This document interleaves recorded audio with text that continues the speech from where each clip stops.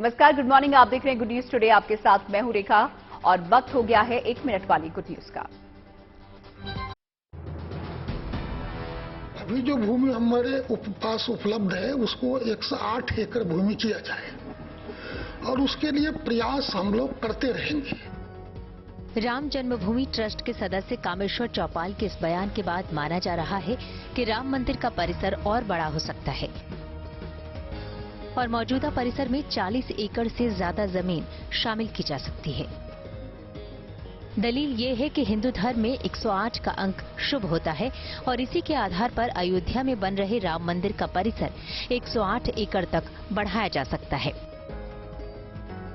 हालांकि supreme court के आदेश पर अधिग्रहित की गई 67 एकड़ जमीन राम मंदिर ट्रस्ट को सौंपी गई थी, जिसके बाद ट्रस्ट ने इससे जुड़ी कुछ और भूमि खरीदी, जिस पर अभी तेजी से राम मंदिर का निर्माण कार्य चल रहा है। कामेश्वर चौपाल का दावा है कि राम मंदिर का परिसर बढ़ाने को लेकर ट्रस्ट के सदस्यों के बीच सहमति भी बन चुकी है। यूपी सरकार ने धार्मिक स्थलों को पर्यटन सर्किट के तौर पर विकसित करने की योजना तैयार की है।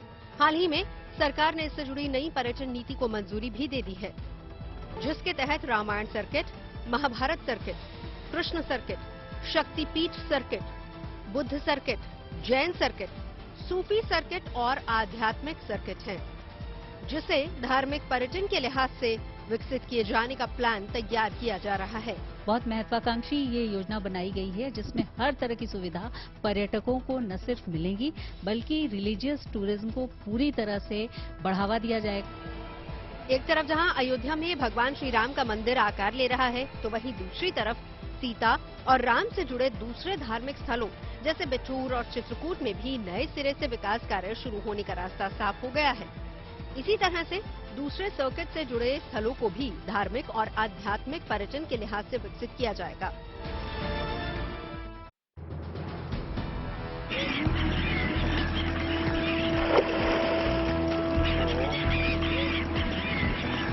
महाकुंभ 2025 के लिए संगम नगरी को एक बार फिर तैयार किया जा रहा है, सजाया और संवारा जा रहा है। इसके लिए उत्तर प्रदेश के मुख्यमंत्री योगी आदित्यनाथ एक्शन मोड में हैं। सीएम योगी प्रयागराज जाएंगे और तैयारियों का जायजा लेंगे। मुख्यमंत्री यहां एक हाई लेवल मीटिंग भी करेंगे, जिसमें मुख्य सचिव समेत 10 विभागों के सचिव भी शामिल होंगे, जो सीएम योगी के सामने कुंभ 2025 की तैयारियों पर प्रेजेंटेशन भी दे सकते हैं। जाहिर है योगी सरकार महाकुंभ 2025 को भव्य और दिव्य बनाने के लिए कोई कोर कसर नहीं छोड़ना चाहती। योगी सरकार का मकसद महाकुंभ 2025 को कुंभ मेला 2019 से ज्यादा भव्य और दिव्य बनाना है, जिसके लिए प्रयागराज को एक नया स्वरूप देने की तैयारी है। मकसद साफ है कि महाकुंभ 2025 देश और दुनिया के अलग अलग हिस्सों से आने वाले लोगों के लिए यादगार बन जाए।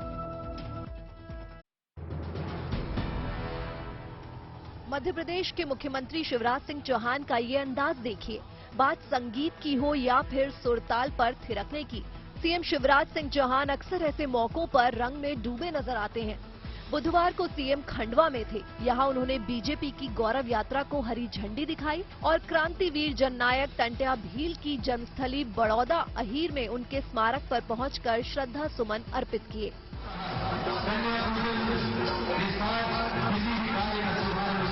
इस दौरान आदिवासी युवक युवतियों के साथ मुख्यमंत्री भी पूरे रंग में नजर आए। युवाओं के साथ खुद भी हाथ में तीर कमान थामकर ढोल की थाप पर जमकर नाचते नजर आए। इस मौके पर सीएम ने जनसभा को भी संबोधित किया। उन्होंने कहा कि वो लोगों को पैसा और कानून को लेकर जागरूक करना चाहते हैं। इस बार एक नई सामाजिक क्रांति हुई है। पैसा के नियमों को लागू कर दिया गया है। पाकिस्तान में जुल्म सहने के बाद वहां से भारत आए अल्पसंख्यक हिंदू पाकिस्तानी शरणार्थियों को आखिरकार भारतीय नागरिकता मिल गई है। बुधवार को राजस्थान के जोधपुर में एक कार्यक्रम में जिलाधिकारी ने ऐसे 125 से ज्यादा लोगों को भारतीय नागरिकता प्रदान की।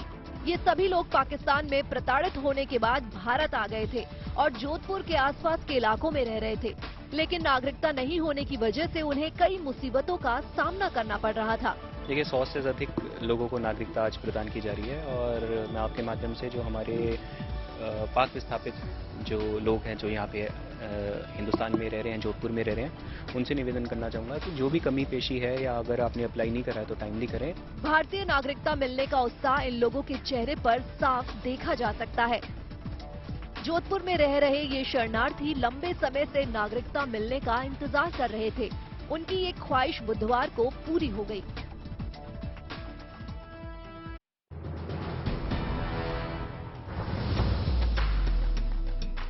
पूर्व मध्य रेल के समस्तीपुर रेल मंडल में बिना टिकट और बिना उचित टिकट लिए रेल में सफर करने वाले यात्रियों के खिलाफ विशेष टिकट चेकिंग अभियान चलाया जा रहा है। इस अभियान के तहत रेल मंडल ने 18 घंटे के भीतर 68,03,000 रुपए की जुर्माना राशि वसूली की इस रकम को रेल अधिकारी रिकॉर्ड बता रहे हैं, क्योंकि बीते 15 नवंबर को चलाए गए अभियान में 61 लाख रुपए की जुर्माना राशि समस्तीपुर रेल मंडल की तरफ से वसूला गया था।